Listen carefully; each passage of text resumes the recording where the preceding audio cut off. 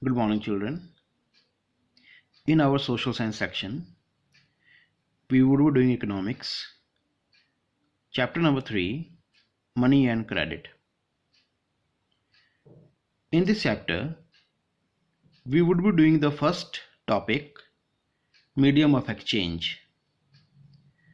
Now, exchange can be done in two ways, that is the barter system and money.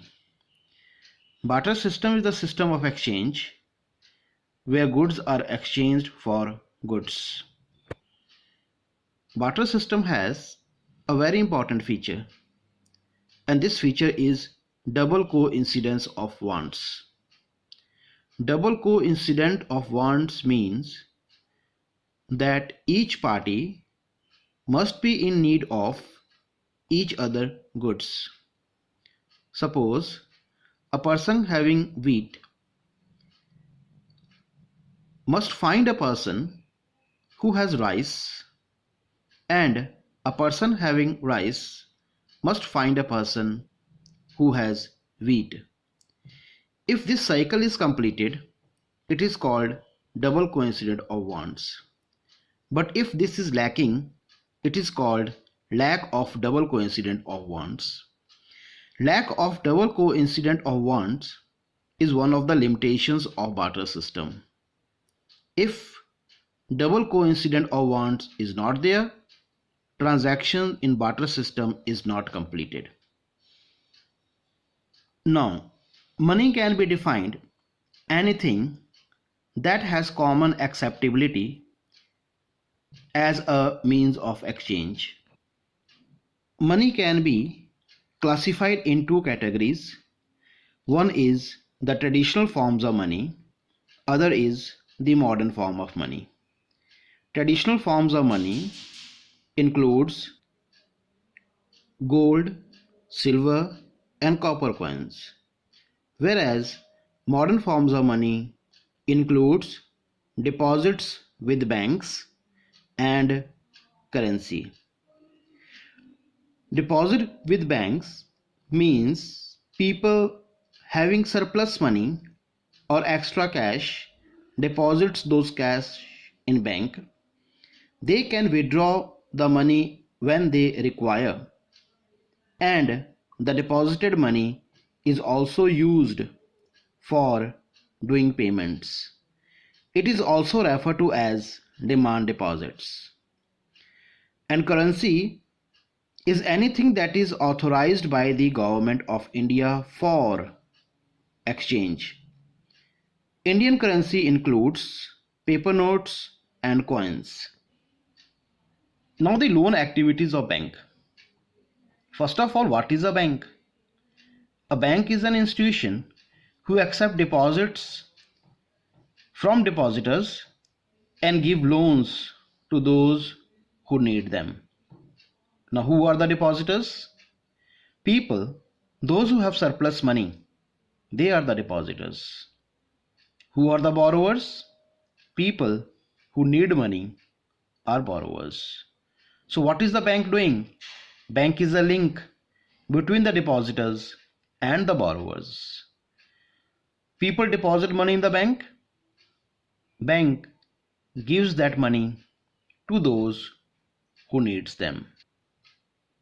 Now the question is, do the bank give all the money as loan which it receives as deposits? The answer is no. Bank gives only 80% of the money as loan, whereas 15% of the money bank keeps with it so that it can give money back to those who need them.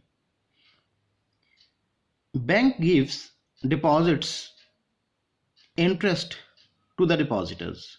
It means those who have deposited money in the bank, they will be getting interest from the bank. On the other hand, bank charges interest from the borrowers. It means those who take loan from the bank has to give interest to the bank.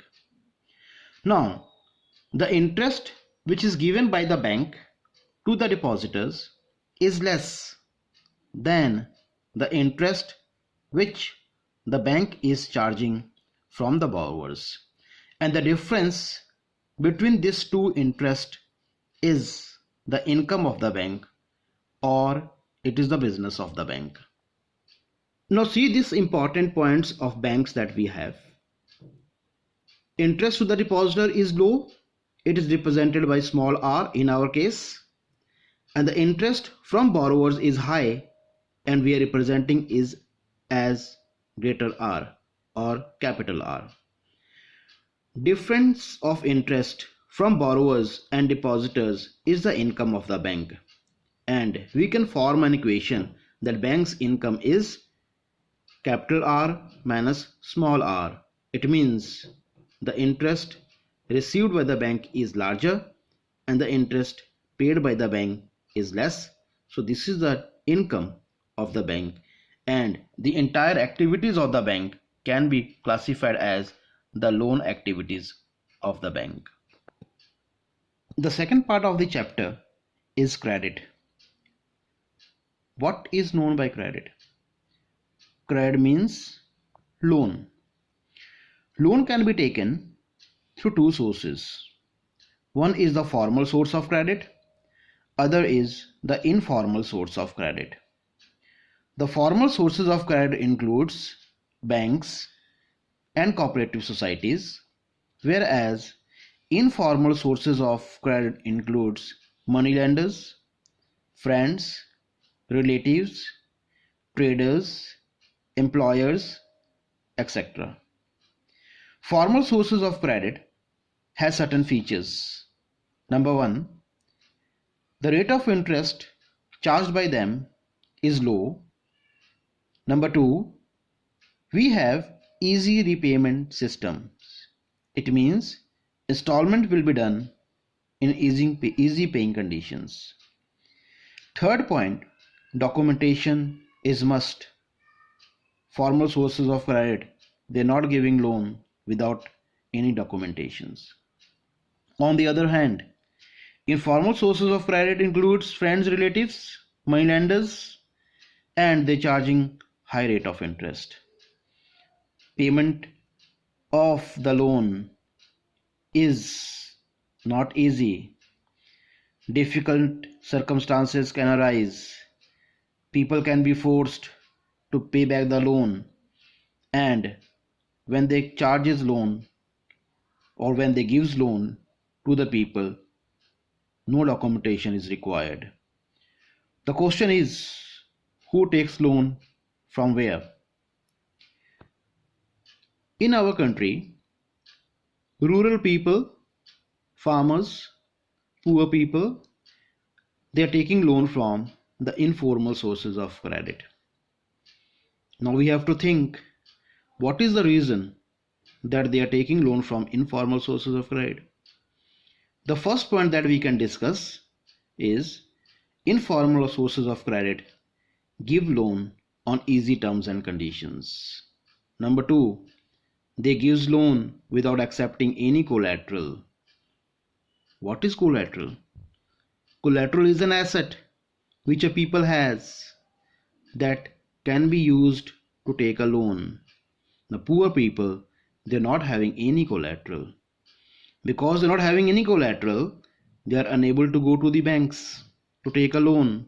So they have to take a loan from informal sources of credit. The second reason why these poor people, they are dependent on informal sources of credit is banks are not present everywhere in the rural areas. Informal sources of credit such as moneylenders, friends, traders, relatives, they are easily approachable. That is why poor people, rural people, they find it easy to take loan from them. On the other hand, informal sources of credit, they're also not doing large documentations, and poor people, they're happy with that. Now, most of the urban people, the rich, educated people, the people that has collateral, people, those who have documentations, they are happy to take loan from the former sources of credit. And banks are present everywhere in the urban areas. Now, what is terms of credit? Terms of credit means the conditions upon which the loan is given. The conditions or the situations upon which loan is given is called the terms of credit. It means when we are taking a loan, we have to discuss something.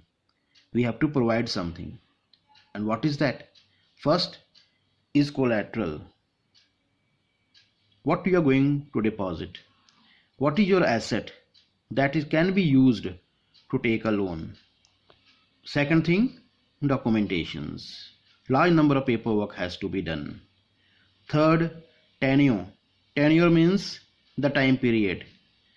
How much time loan is to be repaid? How much time the loan has to be taken? And what is the mode of repayment? Mode of repayment means how you are going to pay back the loan. Either you are paying it quarterly, you are paying it half yearly, annually, monthly. What is the method you are repaying the loan? And the last, the rate of interest will be decided at what rate of interest the loan will be given to you.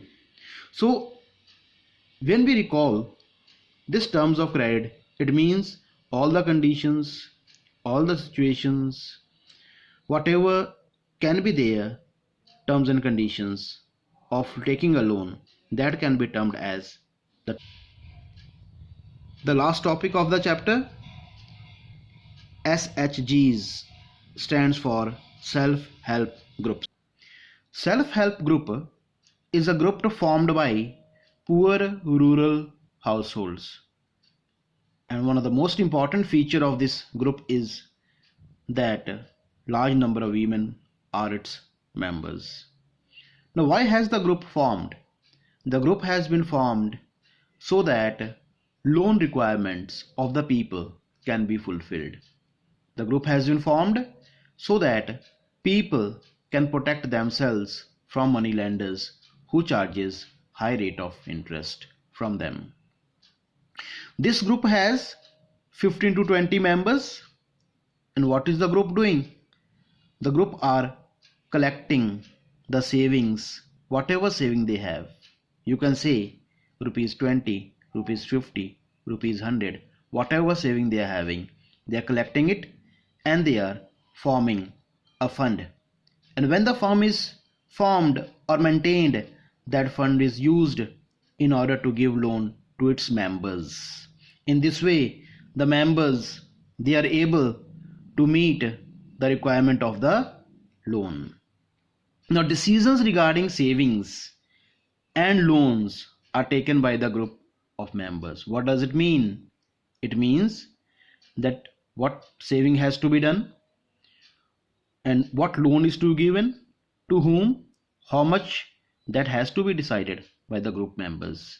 Now, when the group is regular in saving, they take loan from the bank, and when the banks, they're giving loan to the SHGs, they are relaxing their terms and conditions. Now, the group members, they are responsible to pay back that loan. Means if a loan is taken and the group members have to pay back that loan collectively. Now, what are the advantages of SHGs? The first advantage of SHG is it provides a platform for rural people to discuss on issues such as health, nutrition, domestic violence, etc. Second, loan is given to its members at nominal rate, means at less rate of interest, without any collateral. So poor people can be benefited by that. Now children, we have done with the chapter. I would be sending you these notes. Kindly write it down in your fair notebooks. At the same time, I would also be sending you the concept builders. Then after, I would be sending you some of the assignments. You're supposed to write those in your fair notebooks. In case you are facing any problem, any doubt on any topic, you are free to call me at any time. Thank you. Have a nice day.